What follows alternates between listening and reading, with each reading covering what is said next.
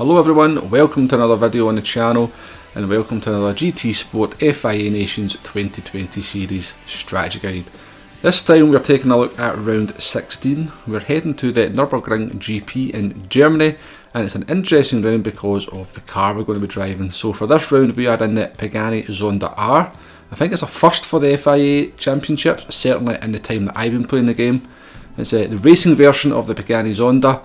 And as you would expect from an Italian car company, particularly like Pagani, it is a bit of a mental car. So we've got 737 brake horsepower under the hood. And here is the settings for the race that we're going to be taking this car round. So it's 15 laps of Nurburgring GP.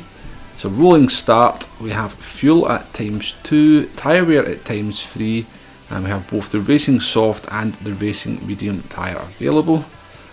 So a tight and twisty circuit and an extremely powerful road car race version. Scrolling down to the tyre requirement, we have both the medium and soft are both mandatory, so that limits the strategy in some way. Obviously it rules out the no stop. So on the face of it, looking at the settings for the race, it looks like a fairly simple one stop. You think with fuel being at ×2, there should be no fuel concerns, and tyre wear being pretty low, then there would be no reason to sort of make any more than one pit stop. But of course, things sort of change up because of the car we're in. As I said, we've got 737 brake horsepower to put down through the soft tyres. So that is going to sort of maybe change things up a little. So let's take a look at some of the key elements of this race to sort of work out the strategy. And first up, we're going to take a look at fuel and then the pit stop. So fuel, I did think at ×2, I didn't think it would be any issue, but then I was kind of basing that on kind of Group 3 and Group 4 machinery. Obviously this car's a little bit different.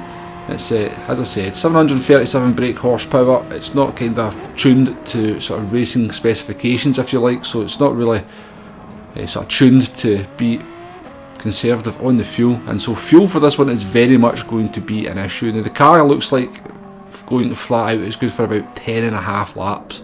We will take a little bit more closer look at fuel a little bit later on in the video. Let's first take a look at the pit stop. So you see the car going into the box here, it's instantly from the pit lane straight into the box. 5.5 seconds stationary, 10.6 seconds in the pit lane, but it only translates to a 3.4 second pit loss. That's of course only for the tyres. So that certainly changes things up a little bit in terms of what the sort of strategy looks like it would be initially from the settings. I just thought it would be a one stop. I suspected the sort of pit stop would be around about 7 to 8 seconds, and with the tyre wear being so low, I thought obviously the tyres will last the distance no problem, and with fuel only being at ×2, I did think there'd be no fuel required for this one, but all of that's kind of blown out the water with such a short pit loss and the fact that fuel also comes into play. So what we're now looking at is the soft tyres. We can get an idea of the pace, so what kind of degradation we're getting from them, and then we can take a look at the medium tyres and compare them to see what kind of loss the medium tyres would give us over the soft tyres. So we're actually now on to lap 7 here on the soft tyres, and if we look at the lap times, they've been very consistent. We're not sort of dropping off any kind of lap time all the way up to lap 6. I did think on this lap here that we did start to lose a little bit of performance, but certainly the soft tyres are easily able to do 6 or 7 laps, probably 8-9 laps if you kind of really look after them. Although it's probably unlikely that you're going to be doing that many laps on the soft tyres in any kind of stint, as we shall discuss a little bit later on. So that's the soft tyres. Let's move on to take a look at the medium tyres and we can get a sort of direct comparison in terms of lap time. The soft tyres, they were good for they were doing low 152s and sort of high 151s. The medium tyres in comparison are doing mid 53s, so they're giving up 1.5 seconds per lap. I did expect them to be quite a bit slower, maybe around about 1 second a lap, but that kind of gap did surprise me, and it seemed to be fairly steady as I sort of worked my way through the laps. I actually make a mistake coming into the next corner, or I think down into the Dunlop hairpin on this run, but that kind of gap of around about 1.5 seconds seemed fairly constant, and for that reason, because the gap is so big between the two tyres, you actually end up sort of gaining a pit stop on the soft tyres over the medium tyres after 2.5 laps. And for that reason, I think we're going to have to, when we sort of look at the strategy at the end of the video, you're only going to want to do 1 lap on the medium tyres no matter what you do. They're so much slower than the soft tyres, and there doesn't seem to really be an element where it kind of there's an overlap, or there could be a sort of good reason for using them for any more than one lap. Now, we did do some fuel saving runs in the Zonda just to see if it would be worth saving the fuel over the course of a stint. I did say earlier on that sort of driving flat out the car's good for around about 10.5 laps. Now, we were sort of changing gear here, doing some short shiftings, going around corners and sort of generally a higher gear than you normally would. And I think we've managed to save around about 2.5 laps, but at the cost of about a second a lap in pace. So I'm not entirely sure fuel saving is worth it as part of the strategy. Obviously, you're going to save fuel where you can in the race if you're just stuck in traffic, but I think as an actual tactic and trying to kind of extend that fuel, I'm not entirely sure it's worth it, just because the car just doesn't seem to really like it. It doesn't seem to respond too well to it. You can't really save that much fuel, and when you are saving fuel, it does seem to be costing quite a lot of pace. So from what looked like a fairly simple race from the settings screen, I think it's actually a little bit more complex than I thought.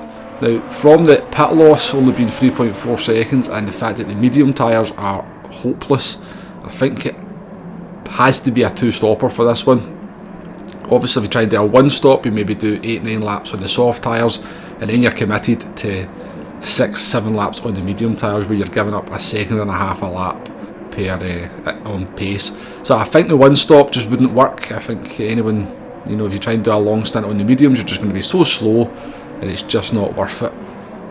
So I think we are kind of looking at a 2-stop for this one. Now, there is obviously multiple ways of doing that 2-stop. I did say earlier on in the video, you only want to be doing 1 lap on the mediums, so you're looking at 2 stints on the soft tyres of around about 7 laps. Now, the problem with that is that when it comes to the fuel, now if you started on the soft tyres and you're driving flat out, then you get to lap 7 pit, then you're going to have to take on the fuel at that first pit stop. Because obviously you're not going to have enough fuel to get to lap 14. You're going to, in your second stint, you're going to run out of fuel around about lap 11, which would then mean you have to come in and do 4 laps on the mediums. So you certainly don't want to be doing it that way. Now, the optimal way that I can see to do this race is to start on the mediums, do a single lap, change onto the soft tyres, and then run them until around about lap 8 or 9. Make your second stop, take on your fuel that you need to get to the end, and run to the end on the soft tyres. But that, of course, also has its own issues, particularly if you're starting near the front. You're going to be sort of maybe putting yourself into a group of cars that you're probably faster than, and maybe not be able to use those soft tyres over the first stint. But of course, you could then use that to save fuel as well. So as I said, it's a fairly tricky race to kind of come up with the optimal 2-stop strategy. It's going to depend on where you start, depend on whether you're going to save the fuel or not. But hopefully there's been some useful information within this video to sort of get you started for this one. I definitely think it's a 2-stopper. How you run that 2-stopper is going to be depending on how your race unfolds and where you qualify. So hopefully, as I said, there's been some useful information in there to sort of help you out for this one. Anyway, good luck in this race. Hopefully you get a good result. Thank you very much for watching, and I shall see you on the next one. Goodbye now.